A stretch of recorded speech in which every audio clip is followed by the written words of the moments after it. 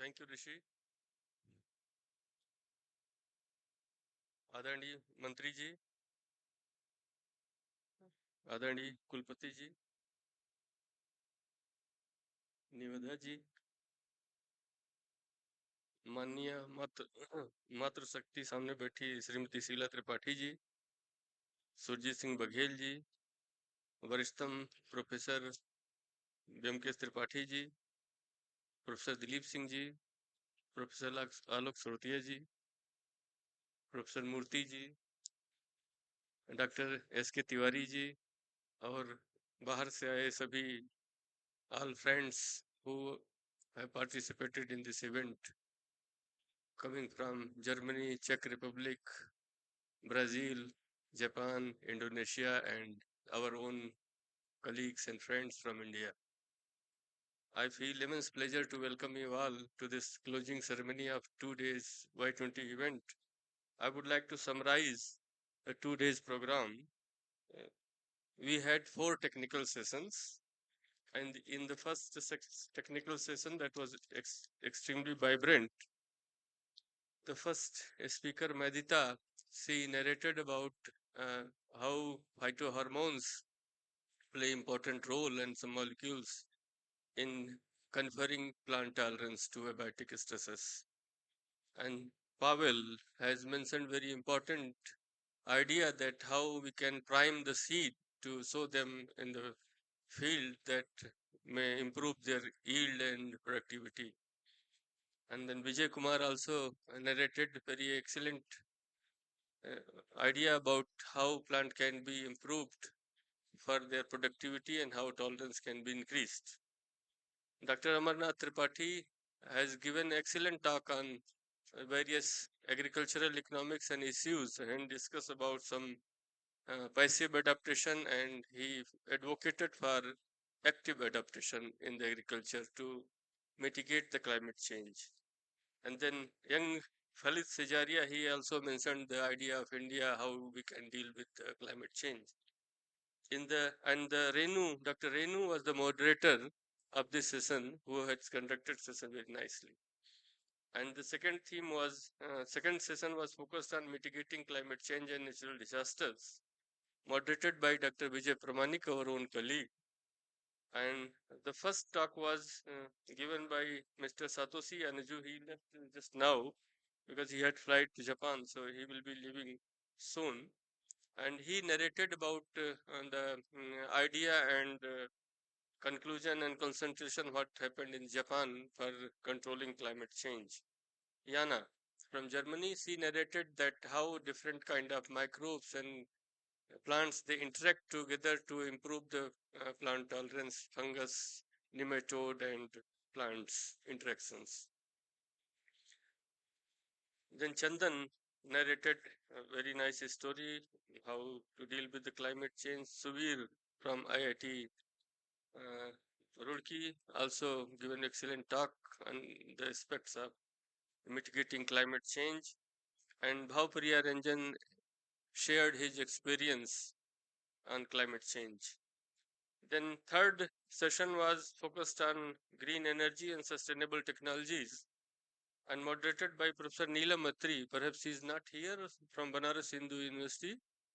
And the first talk was given by my friend Vladimir, who traveled 30 hours to be here from Brazil. And he narrated the indigenous practices of Brazil and how they are dealing with climate change in Brazil, adopting various indigenous knowledge, various practices that exist in their country, his country, and also very common here. And he was also telling that when he came to India, he saw same tree, so he felt like homecoming. And then another talk was given by Daria from Russia, young scholar studying in University of Delhi on computer science. So she narrated how the computer technology can be useful to mitigate the climate change. And then our colleague, Dr. Bikram Pratap Singh, who is instrumental to conduct all the technical session. Where is Bikram? So he narrated very nicely, giving the example of ocean as a cool boss that how what is happening in the climate and how ocean ocean is accepting everything. And then Chansekhar, unfortunately, he met with a small accident, but he narrated excellent idea that we have to prefer to buy 5-star electrical items to, I mean, save electricity. And then Kunal Tilak, who belongs to the family of Sri Bal Gangadhar Ji Tilak. He narrated his experience on climate change. And then today session was focused on Indian knowledge system and sustainable future.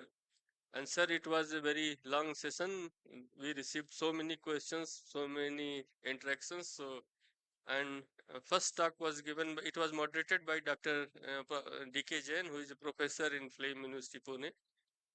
And the first talk was given by Dr. Barun Thakur, who narrated that how we can conserve the old practices of saving waters and other many things to protect our environment.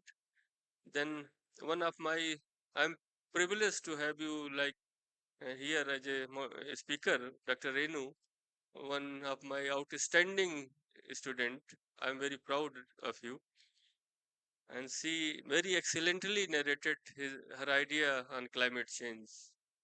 And then another talk was given by Dr. Monica Jamla, who has been also my student and working as a assistant professor in Pune University. And she narrated that how stress and rice are interacting and what should be done to control the climate change. Again, another talk was given by Miss Snigdha Tripathi, who is a research scholar in Gorakhpur University, Deen Dayal Upadhyay, Gorakhpur University, and she has very nicely narrated and explained that idea of India to deal with the climate change. And then Miss Valentina, she also from Y20 Secretariat, she explained very nicely that how Indian indigenous knowledge could be taking example of Arunachal Pradesh and Himachal, that how we can deal with the climate change. And now, sir, we are moving ahead to the for closing ceremony. So I take this opportunity to welcome you all. Thank you very much. Thank you so much, sir, for summarizing the technical sessions that has taken place in the last 2 days in different sessions of this program. In this sequence and moving ahead, I invite Ms. Niveda Karthipan. She is an official delegate of Y20 for her remarks and summary. Thank you so much. Ms. Niveda Karthipan.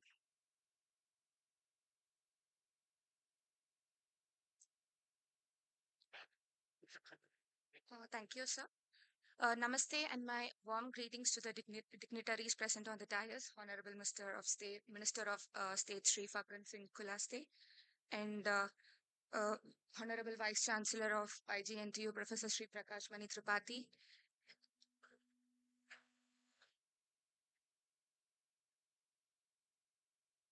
and Professor Bhumina Tripathi, sir, and the delegates from different regions of the globe. Uh, I would like to, on behalf of Y20, I would like to thank Vice Chancellor Shri Prakash Mani Tripathi sir and Professor Bhuminath sir and his team for hosting us and for making this Y20 consultation a grand event, and also for making us feel comfortable in the divine place where one of the major rivers of India, Narmada, originates, the place with rich culture, traditions, and arts. Since yesterday, like we have been discussing the various themes, the relationship between climate, people, and planet from various perspectives, how to mitigate climate change and natural disasters, the importance of green energy and sustainable technologies, and how to move towards a sustainable future by following the Indian ethos. So, in order to that, moving forward, the impending conundrum of climate change is the most significant challenge of the 21st century. The greenery around us showcases the beautiful gift of God to mankind. This needs to be preserved both in our hearts and on the earth. Climate change and disaster risk reduction are two of the most pressing issues faced by the humanity today. As our planet continues to warm and weather patterns become increasingly erratic, the risk of natural disasters is growing. The G20 member countries account for about 75% of global energy demand and thus hold significant responsibility and play a crucial and strategic role in pushing for a cleaner energy future. There are large variances in transition. The G20 countries are responsible for over 80% of the GHG emissions. For the world to have a chance to limit global warming to 1.5 degrees Celsius, global GHG emissions need to reduce by 43% by 2030 and reach net zero by or around 2050. The G20 also must co-create multi-country and multi-firm partnerships for technology co-development to catalyze and democratize access to clean technologies. Mobilizing climate finance of 100 billion US dollars per annum by 2030 and constructive progress in the determination of the new collective quantified goal on climate finance from a floor of 100 billion US dollars by 2025 would build trust and confidence in the multilateral processes under UNFCCC and its Paris Agreement.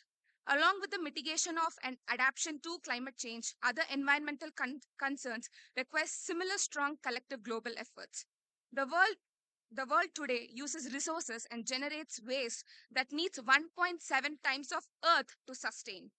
The use of natural resources for human activities has more than tripled since 1970, resulting in a global ecological overshoot in 1979.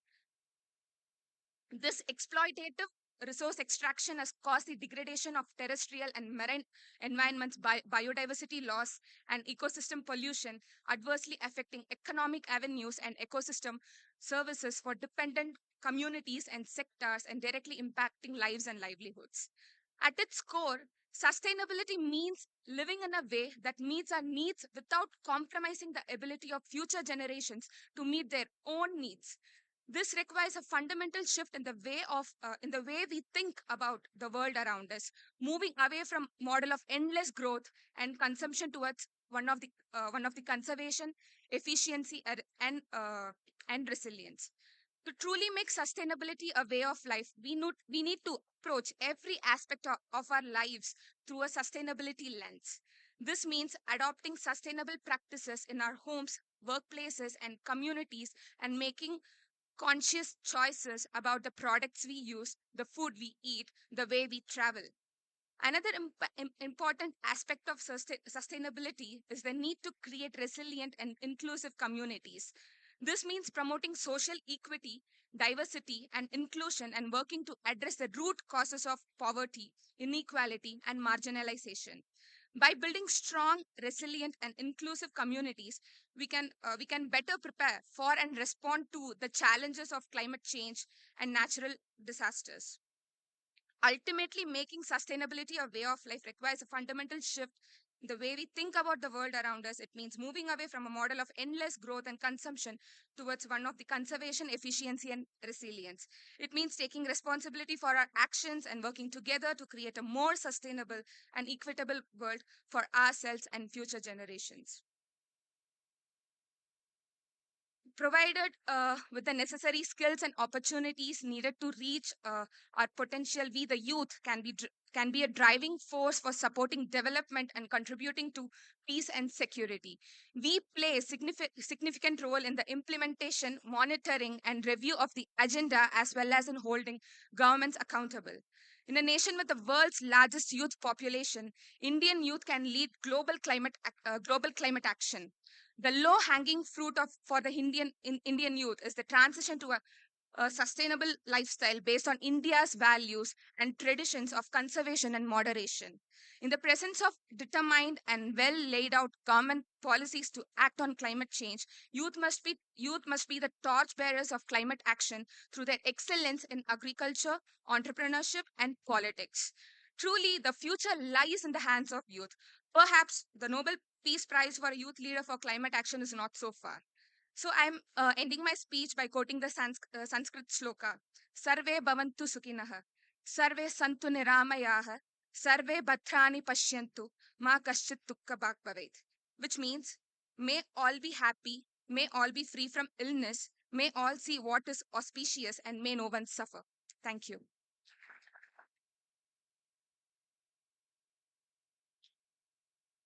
Thank you, Ms. Niveda. It was wonderful speech. In order to get the feedback, experiences, and their remarks about the program, we are going to invite some delegates because feedback is the backbone for the organizing next upcoming programs in the universities. So first I would like to invite Miss Paras Dinawati from Indonesia to give her feedback on the program in the DICE. And I request to be precise and the time limit is 2 minutes. Next is Miss Mangla Tekam. Be ready for that. And Mr. Sagar Jadhav.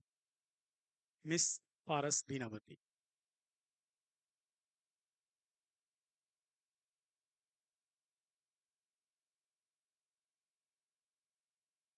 Good afternoon, everyone. So I'm Paras Dinawati and I'm a delegate from Indonesia. So, namaste, sir. Yeah. Okay. So I would like to thank to the institution that has held this event, and then I would like to thank you for all the speakers have shared the knowledge in these topics. This topic in this forum is actually one of the awareness program for the youth, right? So this topic is like giving a fruitful knowledge for us, for students, for people who are non-bio, non-climate, and then non uh, non sustainable in field, right? So it is such an interesting topic, and then new knowledge for us who are non in that field. So past and present, the people and the planet are the two main things which will always be there, right? So this is our duty and our responsibility to take care of the planet, the earth, and the nature, right? So the next one is uh honestly, I have never been into farming, never ever, except once. Although my grandma has farm and as a farmer, but I have never been to that, except once that I have ever put the corn seeds into the soil. After that, I have never any idea what happened to the seeds and then how to take care of the seeds. Yeah. So, uh, here in this forum, we gain the knowledge about the correlation of the agriculture, ocean, water, plants, and soil to the climate change, right? More, one of the ways to reduce the climate change is by having more sustainable ways of life, like sustainable foods, sustainable architecture, and sustainable technology. And then India and Indonesia, I think, have like the similar landscape. So I thought that our ancestors have the similarity of ways of living, right? So I think that uh, I think that it is good for the government or for the institution to work on together on agricultural area. I mean, like more sustainable things between Indonesia and India. So, as the conclusion, back to nature, I think it is back to the indigenous and traditional ways of living. So, I hope that the more advanced the technology, the more sustainable our lives will be. Okay, so thank you. Namaste. Thank you, Ms. Paras. Now invite Ms. Mangla Tekam for her feedback.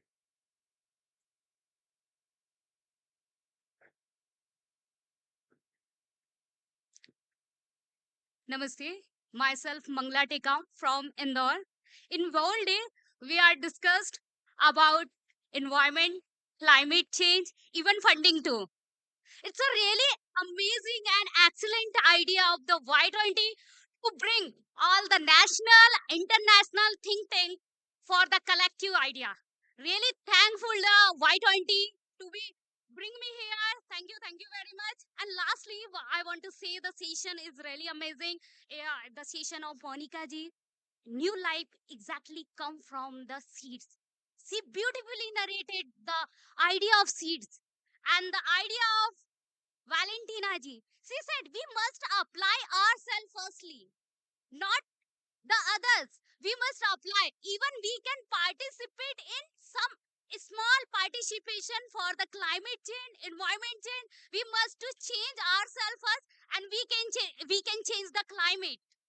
It's our duty to change ourselves and our duty to change climate. I want to say that it's really amazing session. All the ideologies who are present here, the great hospitality here, and I want to say that women can play important role in all the climate change in one environment. अगर हम बात करें खेजड़ली की, जहाँ पर अमृता राव जी ने आंदोलन किया था, अगर हम बात करें वट सावित्री व्रत की, अगर हम बात करें तुलसी की पूजा, तो महिलाएं इसमें इम्पोर्टेंट रोल प्ले कर सकती हैं। और मुझे ऐसा लगता है क्लाइमेट चेंज में, और आज हम सब यहाँ पर बैठे, हम सभी एक महत्वपूर्ण भागीदारी क्लाइमेट चेंज में, पर्यावरण में निभा सकते हैं। धन्यवाद। धन्यवाद Ms. Mangla. I invite Mr. Sagar Jadhav to be brief for 2 minutes. Hello, all the brothers from India and all the G20 nations, all the brothers and sisters. My name is Sagar Jadhav. I'm from Mumbai. So I'm here to tell you a story. There is a farmer in remote village of India, and he's asking so many questions. He's asking, there are floods, there are droughts. What's wrong is happening? I'm worshipping my Lord, and I don't know what's happening. I'm doing all the hard work. I don't have refrigerator in my home. I don't have AC in my home. I don't have diesel car in my home, but still I'm facing all the issues. So this question is very important, and all the nations in the world need to answer this question. So it's not only about climate change, it's about climate justice. Because in India, like among 7 people in the world, one is Indian, and we are facing climate change, like many issues with climate change. And the theme for this year is climate change and disaster risk reduction. So we can learn a lot from indigenous people, tribal people, because if you see, I mean, I will give some example. For example, in Bastar region, in Northeast region, there are water extraction techniques, and all the regions don't need bigger dams. So when we construct bigger dams, so it creates many ecological problems. But we Indian, all along, without technology, we knew so many like local methods. With help of them, we mitigated the climate risk. I also want to point about architecture marvel in India. I come from like Ellora Caves, like it's so close to my home. The Kailash Temple, I mean, it's a marvel in the world. It has survived many floods, it has survived earthquake, and for hundreds of years it has survived. But today, like many buildings are not like they are not like climate resilient. They are not like earthquake resilient. So we can learn a lot from them. We can see the living bridges in Northeast. We can get inspiration from them, how the people are using nature. Yeah, apart from that, like in ancient, like for older times, we can see clean rivers. Like if we maintain a flow of a river, it can be naturally clean. But now, because of urbanization challenge, we are seeing polluted rivers. So we can go back and see like how without help of technology we were keeping our rivers clean. Again, and in perspective of economics, I would talk about cost benefit analysis. If we keep adding environmental cost, no project would be sustainable. But we need to take smaller step. If every Indian take one step, 140 Indian will take 140 crore Indian will take 140 crore step, and it will help at global level. The last point I want to point out is all the climate negotiations, they are happening at a global level, at UN level, but their implementation has to be local. So it is a big issue, because in India we have 3-tier government. like local government, at like urban local bodies, rural local bodies, and like all the legislations, they are happening at international level and we are following. And many people criticize UN and many bodies, but here I want to give a hope. The Montreal Protocol in 1987, it helped in mitigation of chlorofluorocarbon up to 99% emission. In 2016, Prime Minister Modi, Honorable Prime Minister Modi played important role in signing of that agreement in eliminating hydrofluorocarbons. So again, with help of India's leadership, we can do. But I will conclude my remark by saying, because we have some international delegates here, whenever you see any international media, they will say India is third largest emitter. But no media points out India's per capita emission is even less than Indonesia. I was studying a report from UN 2020. The Indonesian emission is 2.3 tons per capita. India's emission is just 1.9. If you look at emission by United States, it's 15 tons like per capita. For Canada, it is 14. So you can see India is like 6 times, 7 times doing less emissions. But like the blame game is international bodies, international news media, like they are targeting India in that way. So I request all to work together and fight. I would like to thank Tripathi sir for giving me this opportunity. Thank you. Jai Hind, Jai Bharat. Thank you, Mr. Sagar. Now, in the next sequence, we are privileged to have Sri Faggan Singh Kulasteji, Honorable Minister, Government of India, as a Chief Guest of the program. मैं सम्मान पूर्वक माननीय मंत्री जी को उनके उद्बोधन और आशीर्वचन के लिए आमंत्रित करता हूं। तो सभागार को अपना आशीर्वचन दें, माननीय मंत्री जी।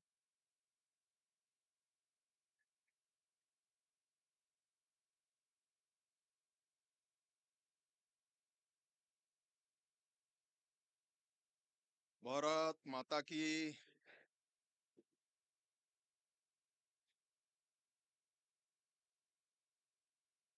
इंदिरा गांधी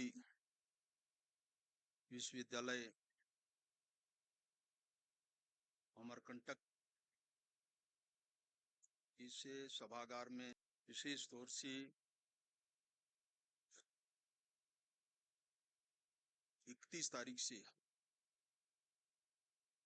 ये हमारा climate change and disaster risk education making sustainability A way of life, ये हमारा जलवायु परिवर्तन, आपदा प्रबंधन एवं सतत इस प्रक्रिया को आगे बढ़ाते हुए इन 3 दिवसीय कार्यक्रम में यहाँ पर उपस्थित विशेष तौर से हमारे विश्वविद्यालय के हमारे कुलपति प्रोफेसर हमारे त्रिपाठी जी, और इससे जो हमारे संयोजक प्रोफेसर मीनाक्षी त्रिपाठी, हमारी निवेदा जी, और यहाँ पर हमारे इससे विश्वविद्यालय और अन्य ऐसे विश्वविद्यालयों के हमारे प्रोफेसर्स और देश और विदेशों से आए हुए सभी हमारे डेलीगेट्स और इससे सेमिनार में उपस्थित सभी भाई और बहनों, आज मुझे बहुत जब पिछले दिनों त्रिपाठी जी से बातचीत हुई थी और इससे संगोष्ठी के निमित्त उन्होंने जब निमंत्रण किया था तो उस समय मैं सोच रहा था कि समय की उपलब्धता संभव होगी नहीं होगी, ये हमारे सामने एक बड़ा प्रश्न था। परंतु आज मैं यहाँ आकर के जो सारे इस कार्यक्रमों को मैं देखा तो मुझे बहुत प्रसन्नता हुई कि जब अलग अलग हमारे जापान, जर्मनी, ब्राजील, इंडोनेशिया, रूस, हमारे अमेरिकन, नाइजीरिया, ऐसे अलग अलग हमारे देशों के जो डेलीगेट्स हैं, से 19 प्रतिनिधि यहाँ पर उपस्थित हुए। अभी हमने एक प्रतिनिधि का भी उनके विचारों को अपने यहाँ सुना। तो इससे आज हमारे सामने जो सबसे बड़ा चैलेंजेस है, जलवायु परिवर्तन, और हमारी इससे मानव जीवन के लिए, मानव सभ्यता के लिए ये हमारी एक चुनौती है। और इससे गंभीर चुनौती से हम कैसे इसको अपने जीवन को, इस मानव सभ्यता को उबार सकते हैं, ये हमको अपने इससे समृद्धि से। और देश में इस समय जितने भी बड़े बड़े हमारे सेमिनार्स होते हैं, संगोष्ठियां हैं, इंटरनेशनल इवेंट्स होते हैं, उनमें से अनुभव आया है, संयोग से पिछले समय जब ये लखनऊ में कार्यक्रम हुआ था, तो उस समय भी मुझे वहां रहने का अवसर मिला। हमारे भारत सरकार के कई ऐसे मंत्री वहां विदेशों में भी हमारे उन सेमिनारों में शामिल हुए। तो कुल मिलाकर के आज जिस प्रकार का अनुभव इससे पर्यावरण जो हमारे विशेष उनकी दृष्टि में हमारे और इस धरा पर जो उपस्थित अन्य प्रजातियों के लिए ये जो संकट हमारे सामने है, इससे हम कैसे उभारे समाज को, हमारे अन्य तरह के वन्य जीवन या और भी तरह के हमारे हर सेक्टर के अंदर कहीं ना कहीं जीवन पर इसका जो प्रभाव है, मनुष्य पर तो इसका असर है, उसका कारण भी हम लोग अनुभव करते हैं। आज हमारे रहन सहन का स्टाइल भी, जो लोगों का लाइफ स्टाइल,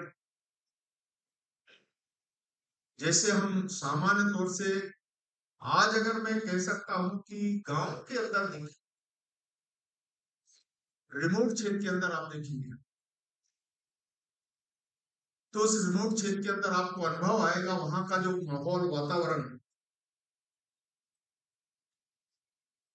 और जहां पर क्राउड पॉल्यूशन, जितने अर्बन क्षेत्र हैं, जितने भी ऐसे इंडस्ट्री एरिया, अगर आप दूसरे ऐसे क्षेत्र हैं जो नदियों के किनारे या बड़े नदियां, समुद्र का किनारा, तो वहां का रहने वाला व्यक्ति और जंगल के पहाड़ी क्षेत्र में रहने वाला, या हम जिसको ग्रामीण इलाका बोलते हैं, आदिवासी क्षेत्र हम अपने भाषा में अगर कह सकते हैं, तो ये इस माहौल, इस वातावरण को आप समझ सकते हैं कि जिस अमरकंटक के अंदर आप यहाँ का जो हाव भाव आप देख रहे होंगे, और आज यहाँ के जो भी संत और महात्मा, यहाँ की हमारी यहाँ की जड़ी बूटियां आज दुनिया के अंदर इतना प्रचलित है। कल मैं एक डॉक्टर के साथ बैठा था, मैं कल हैदराबाद में था, हमारे एक कैपिटल में, तो उनके साथ में मैंने सारे उस स्टेशन के अंदर घूमा। तब मुझे ये अनुभव आया कि इससे क्लाइमेट को अगर कोई बदल सकता है, इसमें परिवर्तन ला सकता है, तो ये हम अगर एक बार संकल्प हम ले, ये आप देखिए कि आज धीरे धीरे सारे जंगल की कटाई, बहुत बार लोग संकल्प लेते हैं कि हम 1 लाख 2 लाख 1 करोड़ पौधे लगाएंगे, परंतु है कहाँ?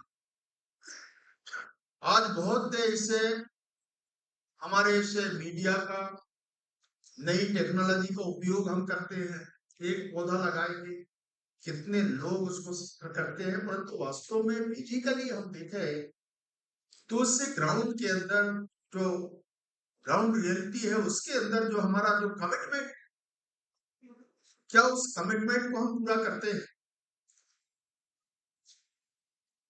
तो आप जैसे अपने बच्चे के लिए करते हैं, परिवार के लिए करते हैं, आज जब हम बच्चे के बारे में सोचते हैं, उस परिवार के बारे में, तो यही बच्चे आज ये देखिए, अभी मैं सहयोग से जिस दिन मध्य प्रदेश का रिजल्ट आया, मैं उस दिन हमारे प्रदेश के मुख्यमंत्री हम दोनों साथ में थे, तो हेलीकॉप्टर जब रिजल्ट आया तो हम लोग आपस में डिस्कशन कर रहे थे। आप उसे रिजल्ट के जो टॉप 10 की जब बात करते हैं, तो उसमें से वही बच्चे जो हमारे रूरल क्षेत्र के, वो हमारे उससे हम मेरिट में थे। तो एक तरफ प्रसन्नता हो और उससे वातावरण को, इससे पद्धति को विकसित करने के लिए हमको कितना प्रयास करना पड़ता है, ये केवल दिखाने के लिए नहीं, हमको उस धरातल तक पहुंचना पड़ेगा, हमको ये सुनिश्चित करना पड़ेगा।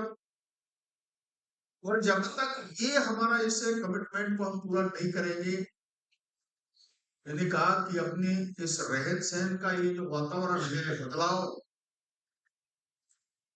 पूरा लाइफ स्टाइल चेंज हो गया है। गांव का आदमी आज शहर तरफ भाग रहा है। वहां किस प्रकार का वातावरण है, ये आप अंदाज लगा सकते हैं।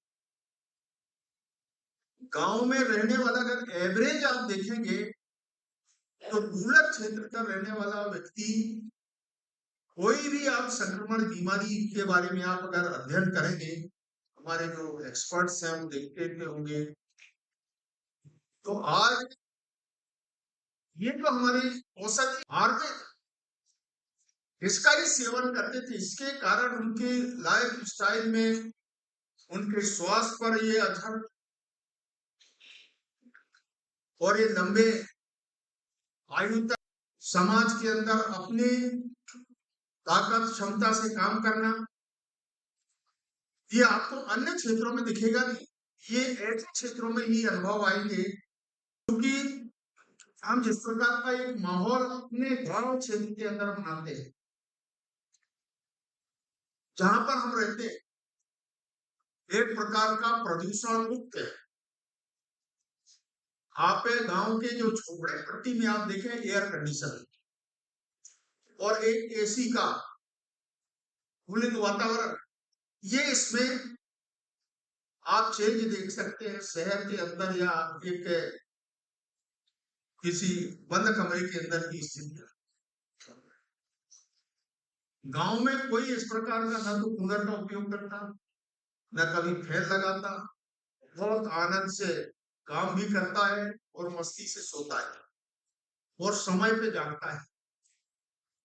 आप इससे आप अनुमान लगा सकते हैं कि अपने जीवन में, और इस जीवन को हम सुरक्षित रखने का उनके पास से कोई तकनीक नहीं, कोई टेक्नोलॉजी नहीं है, ये उनका रहने का अपना तरीका है। अगर क्या इसको हम स्वीकार करते हैं, तो इसमें से एक विषय आया था कि जो हमारे औषधियां हैं आयुर्वेद, इसको लोग या जिसका जितना उपयोग करना चाहिए, अभी अभी प्रधानमंत्री जी ने इसको काफी, आप चाहे योग आप देख लीजिए, अभी 21 तारीख को योग दिवस हम मनाएंगे। आज दुनिया के देश एक साधारण अपील पर भारत के प्रधानमंत्री ने दुनिया के लोगों से अपील किया, कितने ऐसे देश आज शामिल होने लगे। बहुत बार हम लोग किसी सेंटर पे जाते हैं, कभी देखते हैं, तो ये अनुभव आता है कि हमारे जो लोग हैं देखने में बहुत स्मार्ट रहते हैं, पर जब योग के मैदान में उसको खड़े करेंगे तब उसकी क्या स्थिति बनती है, ये आप उसकी फीलिंग सामने, तो हम नहीं देख रहे हैं। हमारे जो दर्शक लोग हैं या बाकी लोग इसको अनुभव करते होंगे कि आपके स्वास्थ्य के हिसाब से, एज के हिसाब से आपकी क्या स्थिति है। और एक व्यक्ति वो होता है, आज ये जो हमारे जो गांव की पद्धति है, उनके प्रैक्टिसेस आप देखिए, उनके मन में कोई इस प्रकार का नहीं, परंतु जज्बा है जीने का, रहने का, उनका खाने का, और समय वक्त के आधार पर जैसा जैसा ये मौसम बदलता है, जैसे अभी ये मानसून शब्द शुरू होने वाला है, मानसून, तो इस समय हमारा खेती बाड़ी का काम शुरू हुआ है, और एक व्यक्ति वही होता है जो इस मानसून सत्र में अपने जो जीवन की जो पद्धति है उसका उपयोग नहीं कर सकता,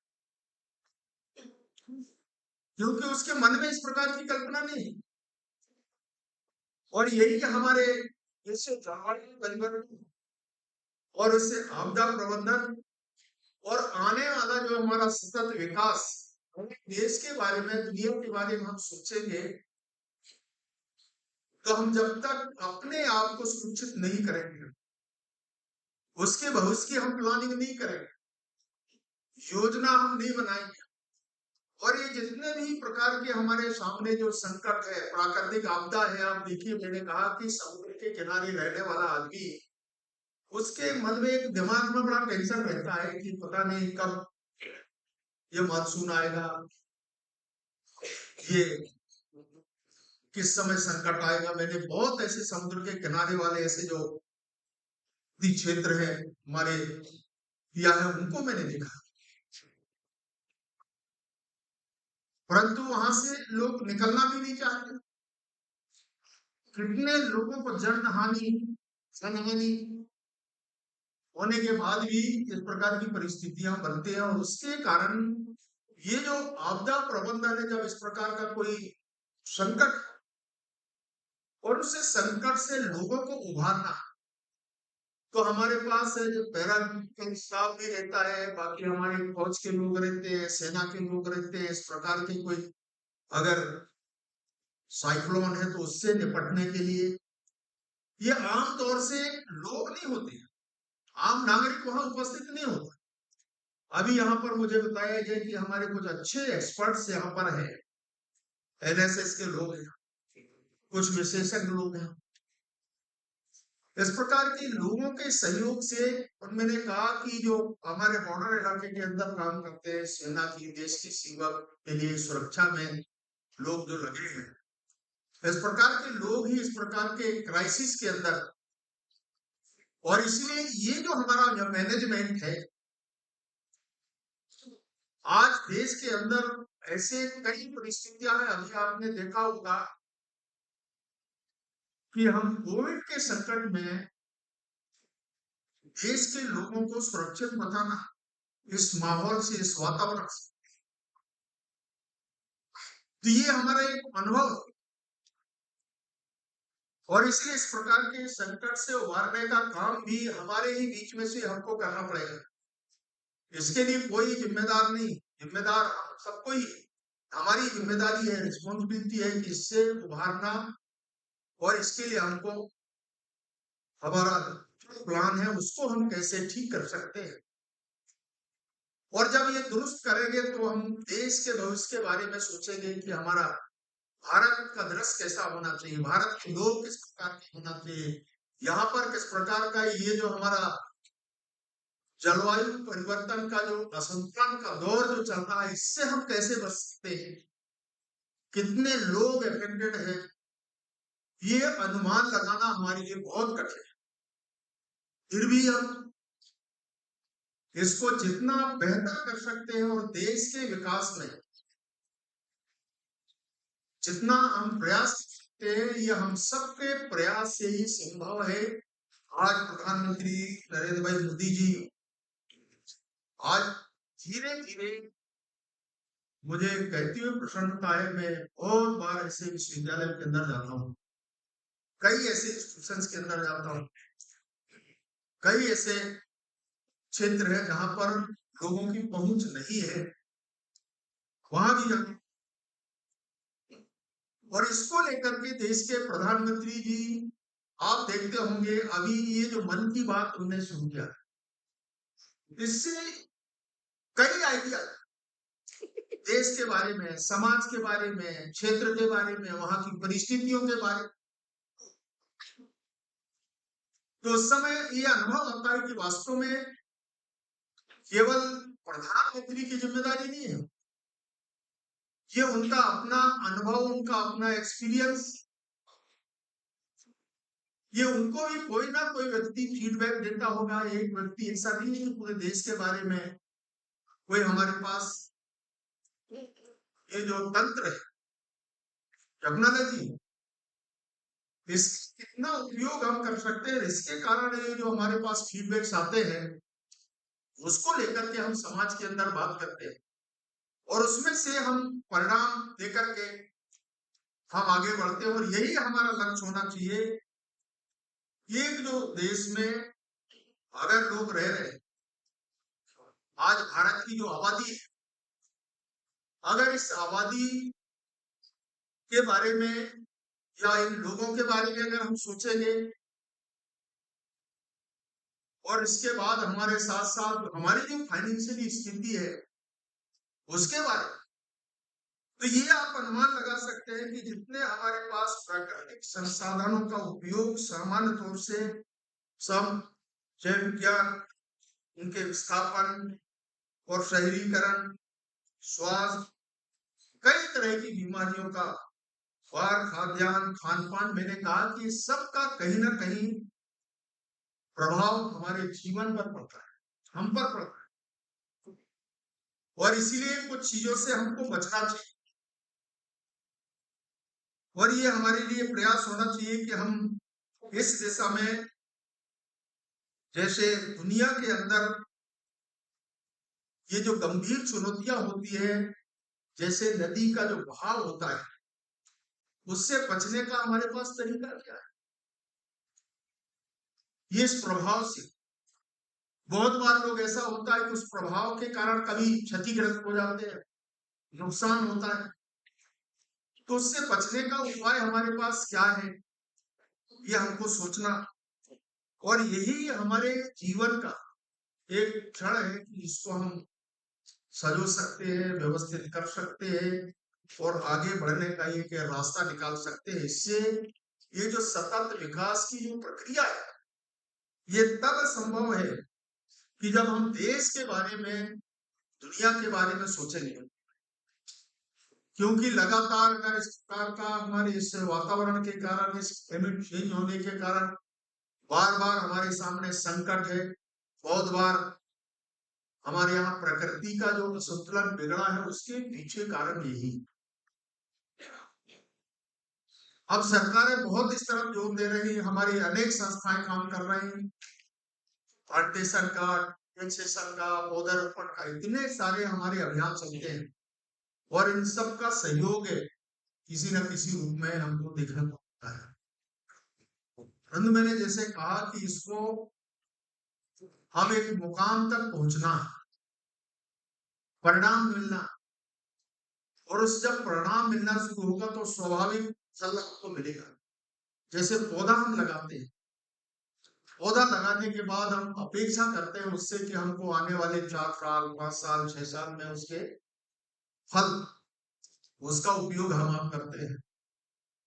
अगर उसको, बच्चे को या उस पौधे को हम ठीक से उसकी व्यवस्था नहीं करेंगे, उसकी सुरक्षा नहीं करेंगे, तो फल देने वाले नहीं। तो उससे कई तरह की बीमारी है, नुकसान है। कभी लोग अपने खान पान पर भी ध्यान नहीं, कई बार हम कई ऐसे पार्टियों के अंदर देखते हैं तो लोग ऐसा सोचते हैं उसमें 10 प्रकार के आइटम है, तो लोग जितना उसकी क्षमता है एनर्जी, उससे ज्यादा उसका उपयोग करते हैं। भाई अगर हम 2 रोटी खाने वाले व्यक्ति हैं, अगर इससे भाव में हम 4 रोटी खाएंगे तो नुकसान तो होगा। जैसे मैं नाश्ता भी करूंगा, मैं तो थोड़ा सा खाना खाऊंगा तो 2 रोटी खाऊंगा। अब मेरे को कोई कहे मेरा इतना बड़ा शरीर है तो 2 रोटी से क्या मेरा जीवन चलने वाला है? मैं अपने आप को, मैं कहीं भी, जिस दिन मैं अगर 1 रोटी ज्यादा खा ली तो मुझे खुद ऐसा लगता है कि मैं कहीं ना कहीं कुछ अपराध किया है, या अपने आप को मैं धोखा दूं। तो ये अपने आप में हम अपने को कैसे अच्छा बन सकते हैं, सुरक्षित रख सकते हैं, अपने जीवन को अगर हम इस रूप में ले जाना चाहते हैं, तो ये हम स्वयं को इस के बारे में सोचना पड़ेगा। और इसलिए मैं सभी मित्रों से कहना चाहता हूं कि ये जो परिस्थितियां है, आने वाली जो पीढ़ियां है, उनके बारे में हमको सोचना है, देश के बारे में सोचना है, देश के आने वाला जो भविष्य है, बच्चे, हमारा आधा समय तो जो भी होगा जैसा है निकल गया, परंतु ये जो पीढ़ी है हमारी, और जब ये हम स्वस्थ रहेंगे, समाज अगर स्वस्थ रहेगा, तो देश आगे बढ़ेगा। जो भी हमारे सामने जितने भी इस प्रकार के जो संघर्ष, कठिनाइयां हैं, कई तरह की आप पूरे देश के अलग अलग हिस्सों में देखें, उसके पीछे कई कारण, और उसमें से भी आज मैंने कहा कि जो गांव की परिस्थिति और शहर का, ये अपने आप ऐसा मान करके चलिए, इससे इस दुनिया को हम ठीक कर सकते हैं अगर ये हमारा तालमेल ठीक बैठ गया। देखिए, हर व्यक्ति का एक स्वभाव होता है, अलग अलग क्षेत्रों में काम करने वाले, डॉक्टर हैं, इंजीनियर हैं, समाज सेवी है, हमारे प्रोफेसर हैं, सब काम अलग अलग, परंतु एक, और इसलिए अपना जो भी काम है, दायित्व है, उसका निर्वहन करते हुए उस मुकाम तक पहुंचना सब चाहते हैं कि देश आगे बढ़े। कि आप लोग नहीं चाहते? सब चाहते हैं कि ये भारत का भविष्य। आज मोदी जी, मुझे याद है कि मैं अटल जी के समय में जब ये फ्लैट टेस्ट हुआ था, परमाणु परीक्षा में, तो दुनिया के लोग हैं अमेरिका के बारे में क्या सोचते थे। जब अटल जी ने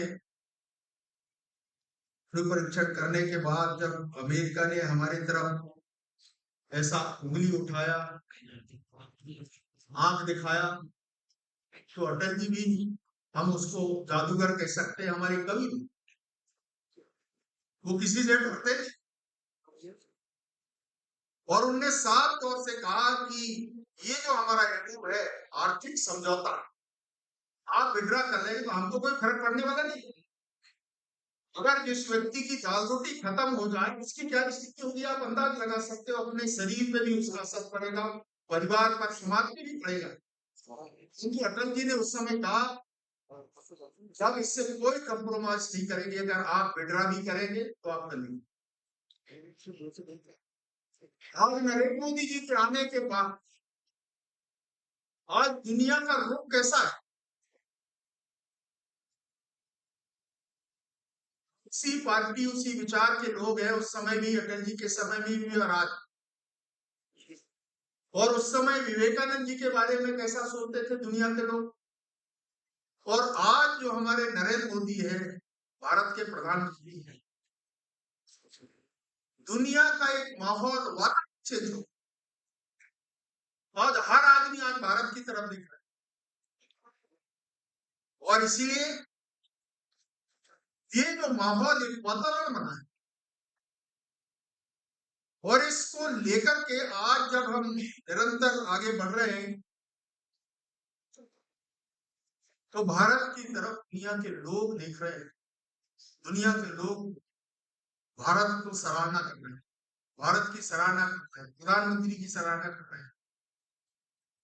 और इसके कारण हमारे मन में भी उत्सुकता है, खुशी होती है कि हम भारत के नागरिक, हम भारत के लोग, भारत के रहने वाले, हमारे बारे में दुनिया की सोच क्या है, वो सोच बदल गई दुनिया की। जो उस समय सोचते थे भारत के बारे में, हम कई बार कहते थे कि भारत की इतनी बड़ी लंबी सूची होती थी दुनिया की, उसमें से हम नीचे से दूसरे तीसरे में होते। आज उल्टा हो गया, ऊपर से हम 1 2 तीसरे नंबर में आ गए। ये बदलाव ये कुछ समय के अंदर आया, ये केवल हमारे कमिटमेंट के कारण, ये सोच के कारण, इच्छा शक्ति के कारण संभव हुआ है। और इसलिए मैं आप सब मित्रों से कहना चाहता हूं कि ये दुनिया को देख करके ये जो हमारे मन में ये जो परिस्थिति है, और जैसा आज है G20 विश्व के 20 ऐसे देश जो आर्थिक दृष्टि से, सामाजिक दृष्टि से, राजनीतिक दृष्टि से जो सक्षम, उन देशों का आज लीडरशिप भारत करते हैं। और भारत के अगर कोई नेता है, प्रधानमंत्री है, वो है नरेंद्र मोदी। आप सहयोग दें। और केवल 20 देश नहीं, ऐसे कितने ऐसे देश हैं जो हमारे G20 के अंदर अलग अलग, हमारे यहाँ भारत के अंदर जिस प्रकार का इस समय वातावरण अलग अलग शहरों के अंदर हमने जो कुछ भी आज हम कर रहे हैं, और मुझे बहुत प्रसन्नता है कि जब हमारे युवा Y20 का ये जो कार्यक्रम, इसमें यूथ को हमने इन्वॉल्व किया है। हमारी युवा है, हमारे विश्वविद्यालय के लोग, विद्यार्थी, हमारे स्टूडेंट्स हैं, अलग अलग क्षेत्रों में पढ़ने वाले, प्लेसमेंट को लेकर के आज चिंता कर रहे हैं।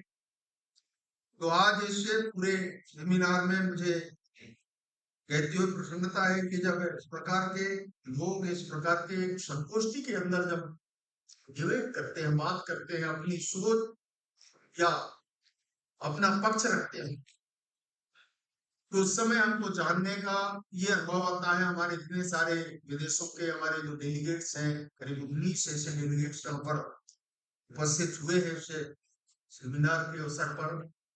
तो मैं तो मध्य प्रदेश की ओर से, इस विश्वविद्यालय परिवार की ओर से भी त्रिपाठी जी को भी बहुत बहुत मैं बधाई देता हूँ इस पूरे सफल आयोजन के लिए।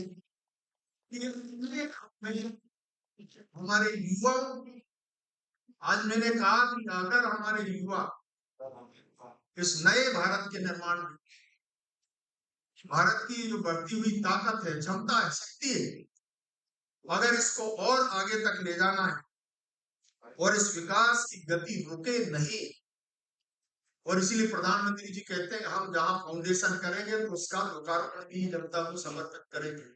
ये कमिटमेंट के साथ में वो काम कर रहे हैं। और इसलिए मैं आप सब मित्रों को इस अवसर पर बहुत बहुत शुभकामनाएं देता हूँ, बधाई देता हूँ। और इससे जलवायु परिवर्तन, आपदा प्रबंधन एवं सतत विकास की इस प्रक्रिया को निरंतर आगे बढ़ाने में आप सफल होंगे। और विशेष तौर से इस संगोष्ठी में से कुछ निकल करके आए लोगों तक ये मैसेज हम दे पाए, यही अपेक्षा करते हुए आप सबको धन्यवाद, नमस्कार। धन्यवाद माननीय मंत्री महोदय। आप भारतीय ग्रामीण परिवेश व संस्कृति की पर्यावरण संरक्षण और प्रबंधन में भूमिका विस्तार से अपने अनुभव को साझा किया तथा भविष्य की वैश्विक चुनौतियों को ध्यान में रखते हुए भारत की भूमिका से अवगत था। पुनः धन्यवाद। I am happy to announce a special announcement that a special issue on climate change will be published in Protoplasma Journal, that is an international journal published by Springer. So interested delegates may contact Professor Bhuminath Tripathi ji by email for that. In this sequence, I am happy that we have a book release in this sequence. तो कार्यक्रम की अगली कड़ी में मैं मंचासीन अतिथियों से पुस्तक विमोचन का आग्रह करता हूँ। पुस्तक का विषय है 21वीं सदी और थारू सम्मान, जो कि डॉक्टर संजय यादव जी, डॉक्टर गौरी शंकर महापात्रा जी और डॉक्टर कुमकुम कस्तूरी जी ने लिखी गई है। और इस पुस्तक की भूमिका माननीय कुलपति महोदय द्वारा लिखी गई है। मैं मंचासीन अतिथियों से आग्रह करता हूँ पुस्तक विमोचन।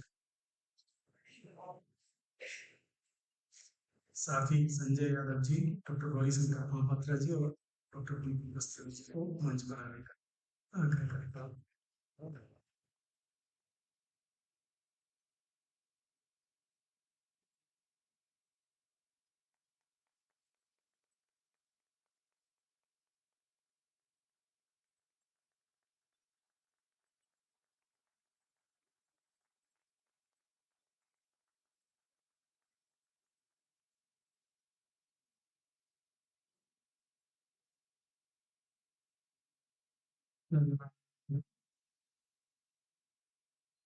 Thank you, everyone. In the next sequence, now it is time to listen concluding remarks and presidential address by the Honorable Vice Chancellor of the University, Professor Sri Prakash Tripathi जी। मैं माननीय कुलपति महोदय से अध्यक्षीय उद्बोधन व आशीर्वाद प्रदान करने का अनुरोध करता हूँ।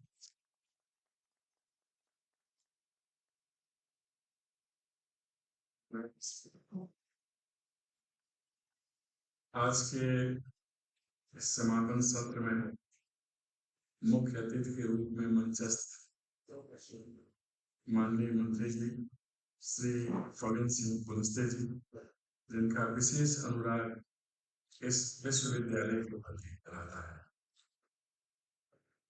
कार्यक्रम के समन्वयक प्रोफेसर ओमनाथ त्रिपाठी जी और मंच पर युवा शक्ति के रूप में प्रतिनिधित्व कर रही सुश्री निवेदा, सामने सभागार में उपस्थित विश्वविद्यालय की प्रथम महिला श्रीमती शीला त्रिपाठी, वरिष्ठ जो हमारे ज्येष्ठ और श्रेष्ठ जिनको मैं मानता हूँ मिस्टर दिलीप सिंह जी और श्रीमती जी, विश्वविद्यालय के वरिष्ठतम आचार्य प्रोफेसर त्रिपाठी जी, प्रोफेसर आलोक श्रोत्री जी सहित सभी सम्मानित शिक्षकगण, शिक्षिकागण, प्रोफेसर ओमनाथ जी की टीम, प्रोफेसर नवीन शर्मा, प्रोफेसर पूनम शर्मा और सभी जो लगातार इस कार्यक्रम को संपन्न करने में लगे हैं। मीडिया क्षेत्र से जिनके माध्यम से पूरे कार्यक्रम की गूंज दुनिया को सुनाई दे, श्री सुनील तिवारी जी और मीडिया के अन्य महानुभाव, कल भी नाम लिया राजीव जी बैठे, इधर मनोज जी भी कहीं दिख रहे थे। ये सभी विश्वविद्यालय के सभी अधिकारीगण, सभी कर्मचारीगण जो इस कार्यक्रम में सहयोग देने के लिए लगे हुए, विशेष रूप से जिन्हें मैं कई दिनों से देख रहा हूँ, इवेंट मैनेजमेंट की टीम जहाँ पे हमारे सभी सुरक्षा प्रहरी और दैनिक कार्यों में सहयोग देने वाले कर्मचारी, आगत अतिथिगण में जो हमारे कुछ जनप्रतिनिधि भी बैठे हैं, सम्मानित लोग, जो तकनीकी टीम है उसके सभी दक्ष सदस्य, विशेष करके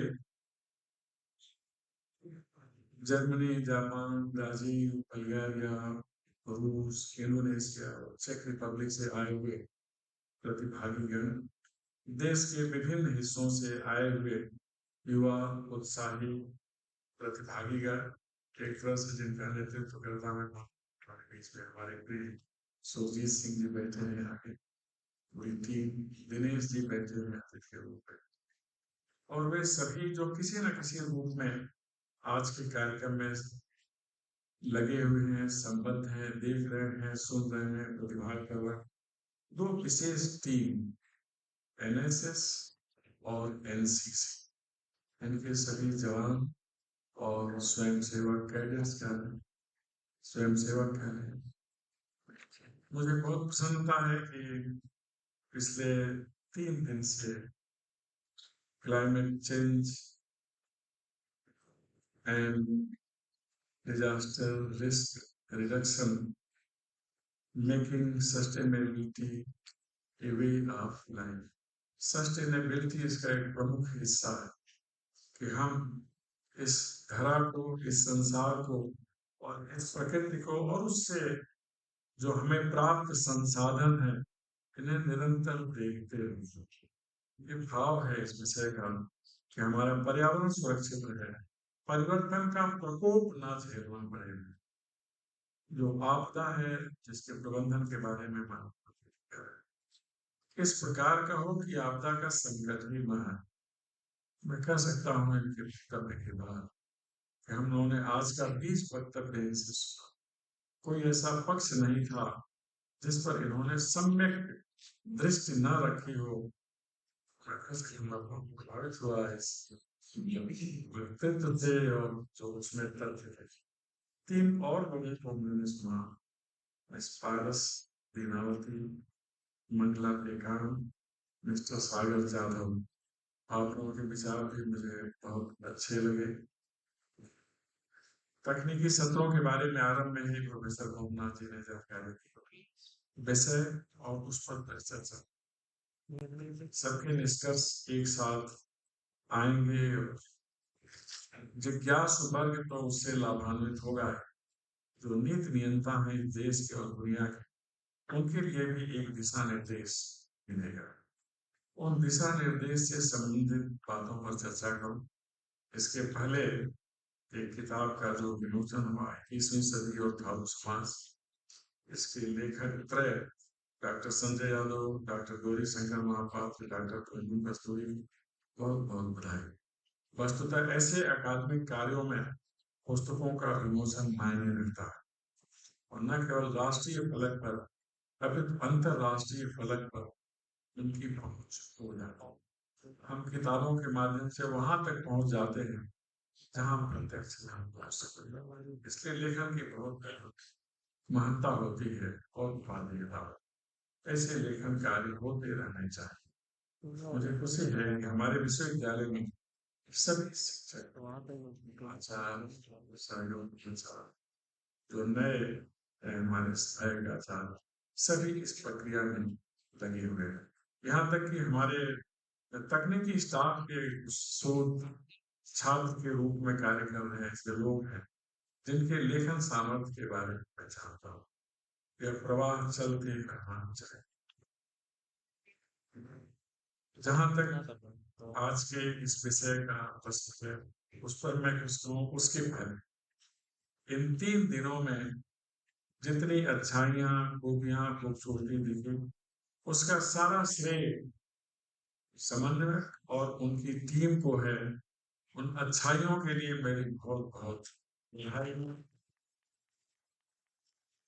कार्यक्रम को सार्थक बनाने का पूरा श्रेय प्रतिभागी लोगों को होता है। विभिन्न देशों से आए हुए G20 के सदस्य देश जो है, और हमारे देश के विभिन्न अंचल से आए हुए सभी प्रतिभागियों को बहुत बहुत धन्यवाद। बहुत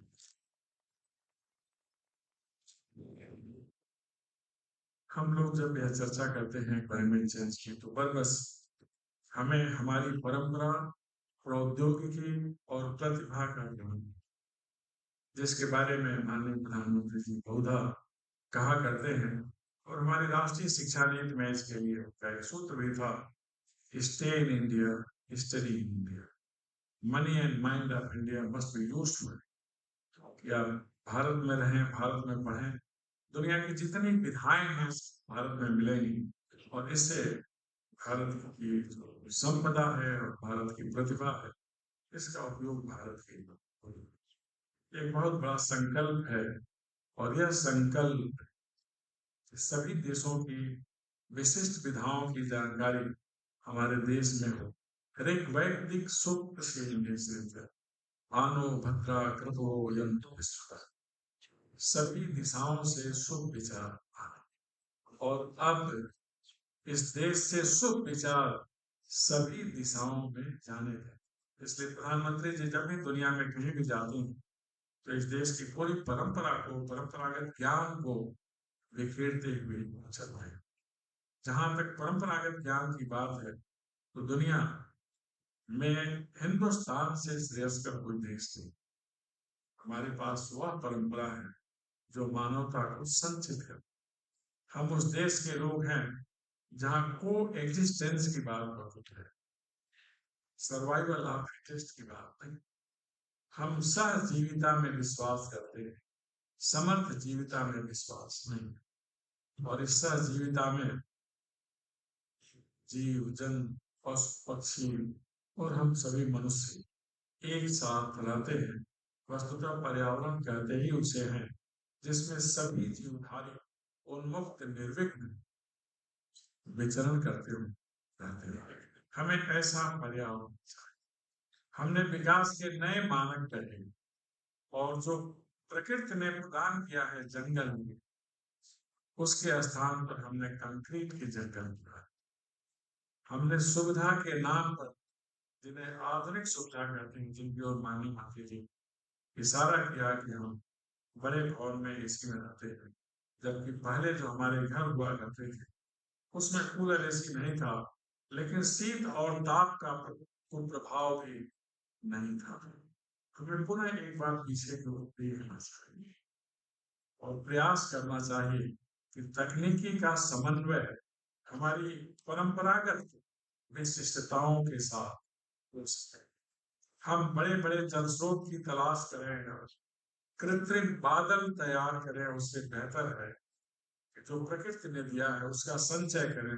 सर, कूप, वापी के माध्यम से, सरोवर, कुएं और छोटे छोटे गड्ढे के माध्यम से अगर हम जल संचय कर रहे हैं तो फिर बहुत बड़ी समस्या है। हमारे यहाँ कुछ विशेष मान्यताएं हैं। एक हमारा क्षेत्र है जैसे उत्तराखंड, पर्यावरण को बचाने के लिए सबसे सार्थक अभियान वहीं से शुरू, और एक वहां समाज में बात चलती है एली कोस वन तेली कोस जन। जब तक वन है, जंगल है, तभी तक ये हमें ध्यान रखना चाहिए। पूरे देश के लिए एक संकल्प चलता है, जल है तो कल। हमें इस पर विचार करना चाहिए। यह विषय अंतरराष्ट्रीय राजनीति का है। मेरा विषय भी वही है, अंतरराष्ट्रीय राजनीति। जब हम लोग संगोष्ठियों में बैठते हैं और अगले तनाव के विषयों की जानकारी करते हैं, आमतौर पर हम लोग तृतीय विश्व युद्ध की बात करते हैं, क्या क्या कारण हो सकते हैं। भगवान न करें कभी तृतीय विश्व युद्ध। माननीय प्रधानमंत्री जी कहा करते हैं कि युद्ध का दौर नहीं है, हमें उससे बचना। एक कारण उसमें होता है शुद्ध जल का स्रोत। शुद्ध जल की तलाश के लिए भी दुनिया में टकराव हो सकते, इसलिए हमें प्रयास करना चाहिए कि पूरी दुनिया के पास शुद्ध जल रहे और टकराव की नौबत न आए। हमारे देश में कहीं बाढ़ और सूखा की समस्या हो जाए। माननीय अटल बिहारी वाजपेयी जी के समय में एक योजना बनी बाढ़ और सूखा से निपटने के लिए और नदियों की जलधारा को सर्वत्र सुलभ कराने के लिए, इसे गार्लैंड कैनाल प्रोजेक्ट कहते हैं। वर्तमान सरकार इस पर तेजी से काम कर रही है कि सर्वत्र नदियों का प्रवाह एक जैसा हो। जब तक नदियों में प्रवाह है, हमारे जीवन में प्रवाह। इसलिए हमें प्रयास करना चाहिए कि नदियों के जो तट हैं, जो उपाय करने हमें क्लाइमेट चेंज को रोकने के लिए, उसके तट पर हम जाकर अतिक्रमण ना करें। आप लोगों ने देखा होगा नदियों के तट के किनारे हमने ऊंचे ऊंचे भवन और होटल। प्रकृति सबसे ज्यादा ताकतवर है। हम भूल जाते हैं कि हमारे पास हर प्रकोप का समाधान है, लेकिन प्रकृति के प्रकोप का समाधान। इसलिए हम नदियों के क्षेत्र में अतिक्रमण न करें, इसका हमें ध्यान। हमारे इसी अतिक्रमण की प्रकृति से चलते प्रवृत्ति के कारण बहुत सारे जीवधारी विलुप्त हो गए। जो कभी मुक्त संचरण करते थे, अब उन्हें हम पिंजरों में पिंजरों में रखना और पिंजरों में रहना, यह मानवीय संस्कृति। हमने विकास के दौर में अब हमें थोड़ा बचना चाहिए। हम कभी कहा करते थे कि सभ्यता का विकास तो नदियों के किनारे, क्योंकि नदियां प्रवाह का द्योतक है और बिना जल के हमारा जीवन चल नहीं सकता। अगला इतिहास लिखा जाएगा कि सभ्यताओं का विकास तो सड़कों के किनारे। सड़क हमें पानी नहीं, सड़क हमें सुविधा है। अवश्य बननी चाहिए, हमारी सुविधाएं भी बढ़नी चाहिए, लेकिन हमारी प्राकृतिक संपदा की कीमत पर नहीं। हमें प्रयास करना चाहिए प्रकृति के जो संसाधन है हम उन्हें थोड़ा बचाएं, क्योंकि प्रकृति के पास हमारी आवश्यकता पूर्ति के लिए तो बहुत कुछ, लेकिन हमारी जो अनंत इच्छाएं हैं, हमारा लोभ है, लालच है, उसकी पूर्ति प्रकृति नहीं कर सकती। इसलिए अगर हम अपने पर संयम रखें, थोड़ा नियंत्रण रखें, तो प्रकृति सुरक्षित रहेगा, पर्यावरण सुरक्षित रहेगा। हम क्लीन और ग्रीन ऊर्जा की बात अब करने लगे। हम वायु ऊर्जा, जल ऊर्जा और सौर ऊर्जा की बात करने लगे। वन वर्ल्ड वन ग्रिड माननीय प्रधानमंत्री, हमें इस पर पुनः काम करने की जरूरत। हम जो बहुत ज्यादा अपव्यय करते हैं, कभी कभी आप लोग विज्ञापनों में देखते होंगे कि हम लोग सड़क पर टेप खोल के चले आते हैं और कभी कोई शाखा मृग आता है, पानी पीता है, उस टेप को बंद कर। तो हम शाखा मृग को सिखाएं, उससे सीखने की स्थिति में हैं। और यह हम अपने ऊपर नियंत्रण करके कर सकते हैं। प्रकृति के साथ छेड़छाड़, आप लोग देखते होंगे कई बार हम लोग जंगल के मार्ग से गुजरते हैं तो कहीं आग लगी होती है और हम चुपचाप आगे निकल जाते। इतना कर सकते हैं, हम अपने मुकाम पर पहुंचकर अधिकारी को सूचना दे सकते, कहीं नल फटा है इसकी सूचना दे सकते हैं। जल की कीमत हमें अरण्य क्षेत्र में रहकर बचानी चाहिए, और जल की कीमत जाननी हो तो अफ्रीका के जीवन को पढ़ना चाहिए। ये सारी बातें इसलिए मैं आपसे कर रहा हूं कि जब प्रकृति सुरक्षित रहे तभी हम व्यष्टि, समष्टि, सृष्टि और परमेष्टि की बात कर पाए। इसके लिए जरूरी है कि हम अपने परिवेश पर बहुत अधिक ध्यान दें। हमने यह भी देखा है कि जब हम प्रकृति की गोद में होते हैं तो हमें बहुत ज्यादा प्रेम। जो बाहर से प्रतिनिधि लोग आए हैं, मैं विश्वास पूर्वक कह सकता हूं कि जब इस विश्वविद्यालय के गेट से वो प्रवेश किए होंगे तो उनके अंदर तत्क्षण ऊर्जा का संचार।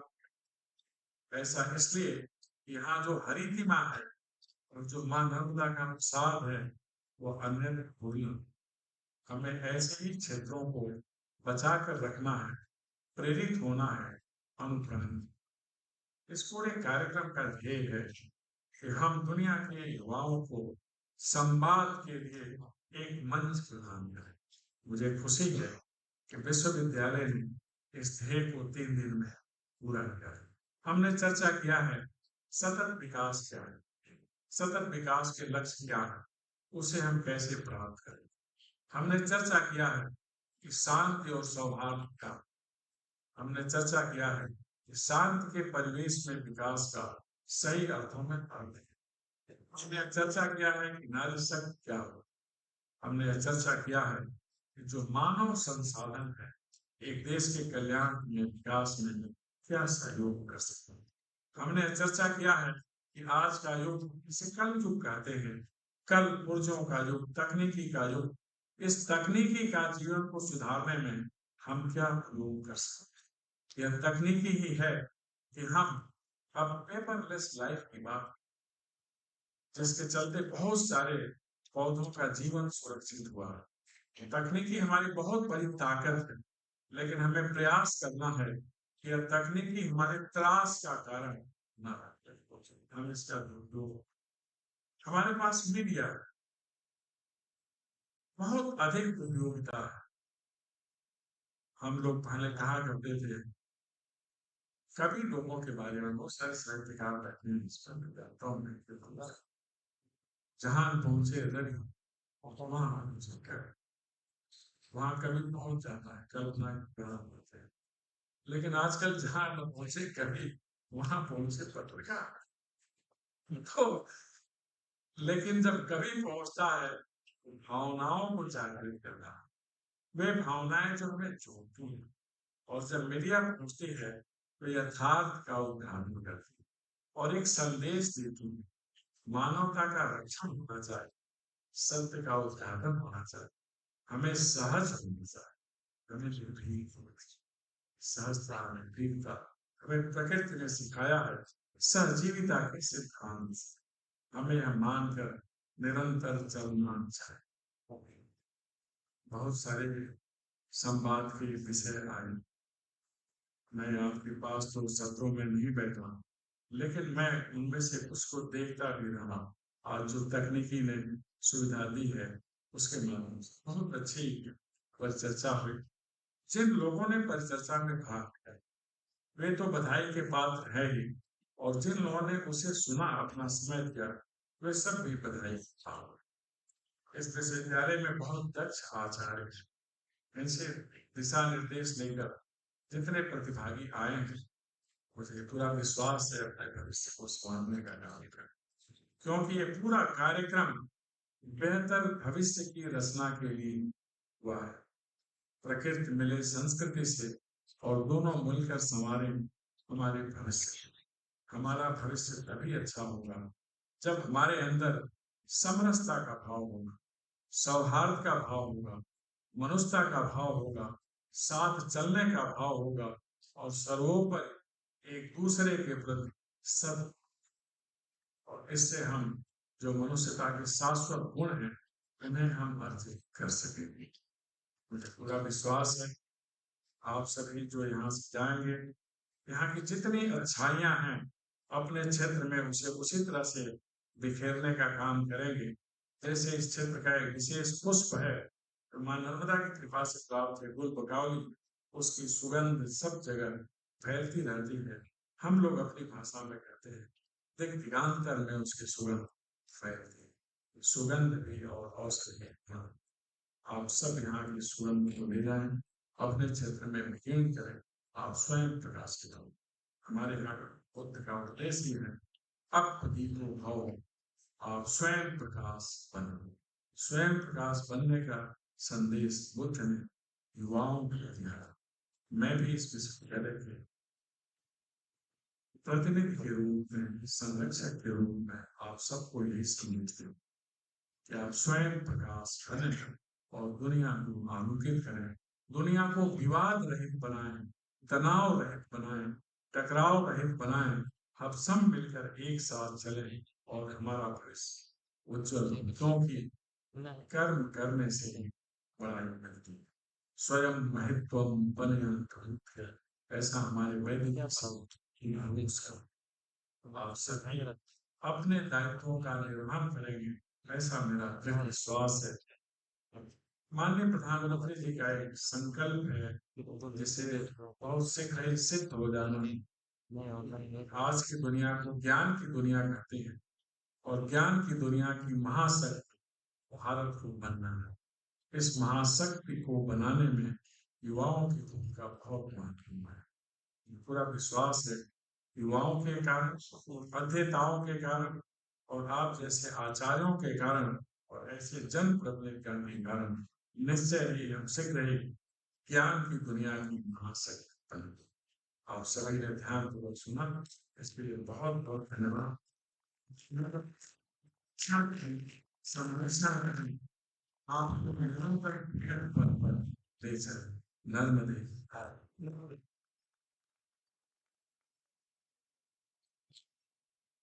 धन्यवाद माननीय महोदय, आपके प्रेरणादायी उद्बोधन के लिए। आपको सुना समय ऊर्जा का स्रोत रहता है। कार्यक्रम की अगली कड़ी में मैं विश्वविद्यालय के कुल सचिव प्रोफेसर सचिन मूर्ति जी को आमंत्रित करता हूँ धन्यवाद ज्ञापन के लिए। I invite Professor Sachin Murthy for formal motion. We will start the events.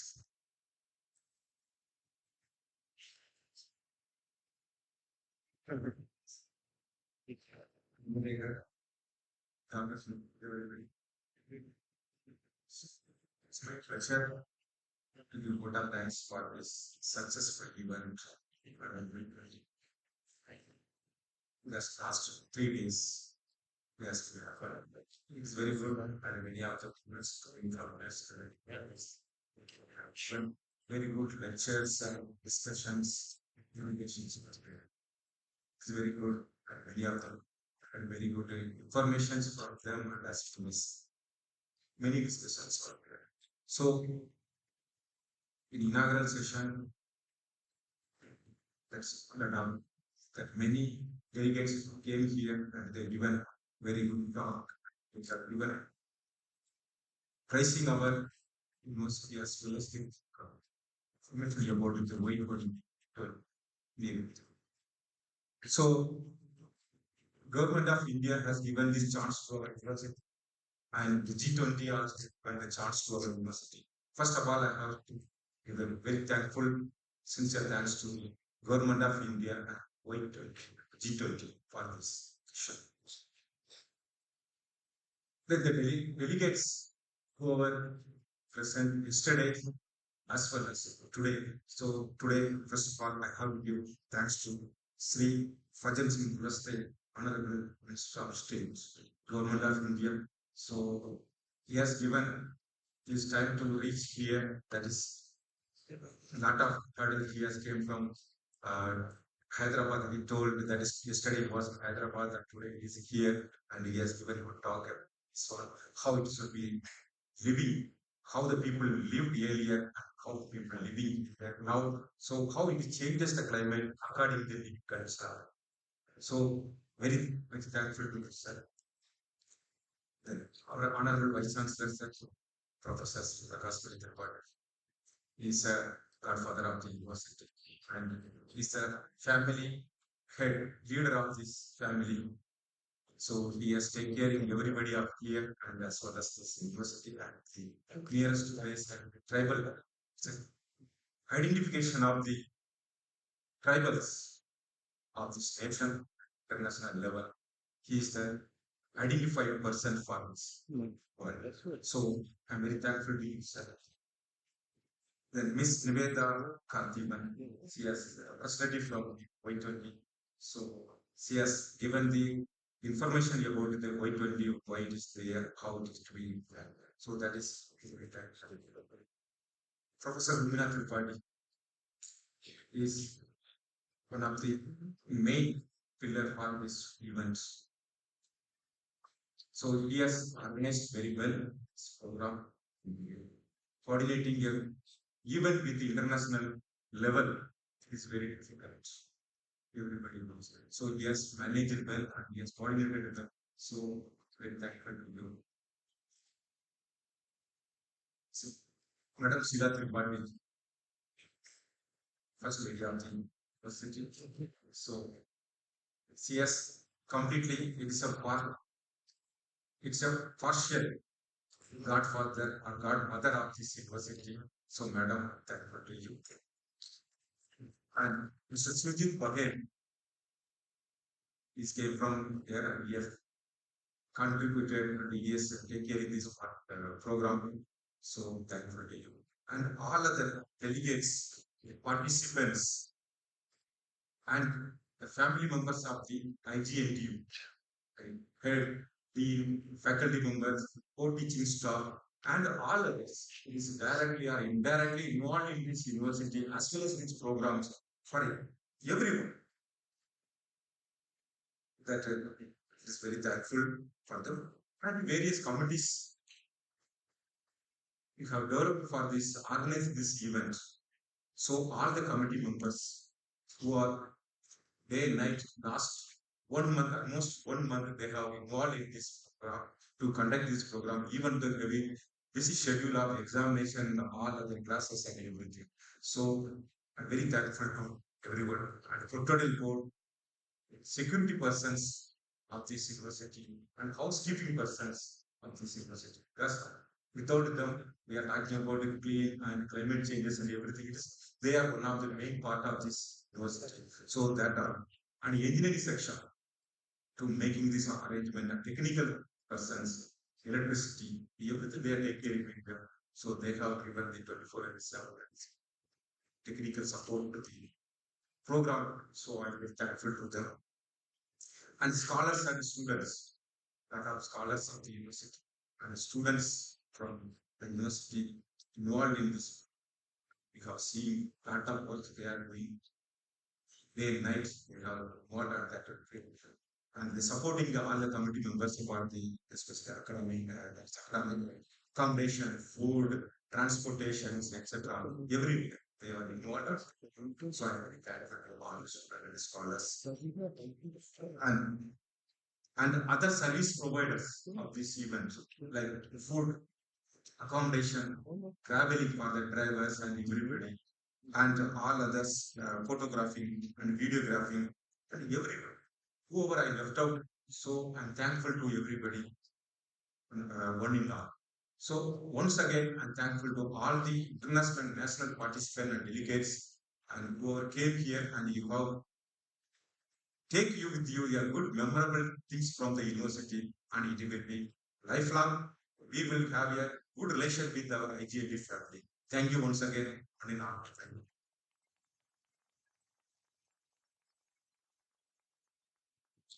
Thank you so much, sir. Now I would like to take permission from Honorable Vice Chancellor to conclude the program. And may I request you, all of you, to stand up on your places for national anthem. राष्ट्रगान के सम्मान में अपने स्थान पर खड़े होने का सागर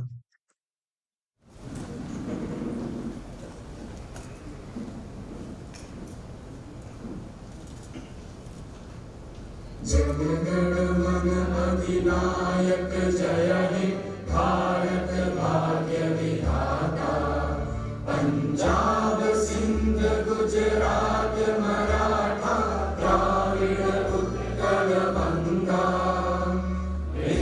हिमाचल यमुना गंगा उज्जल जगधि तरंगा तब शुभ नामे जागे तब शुभ आशीष मांगे गाहे तब जय गाथा जन गण मंगल दायक जय हे भारत भाग्य विधाता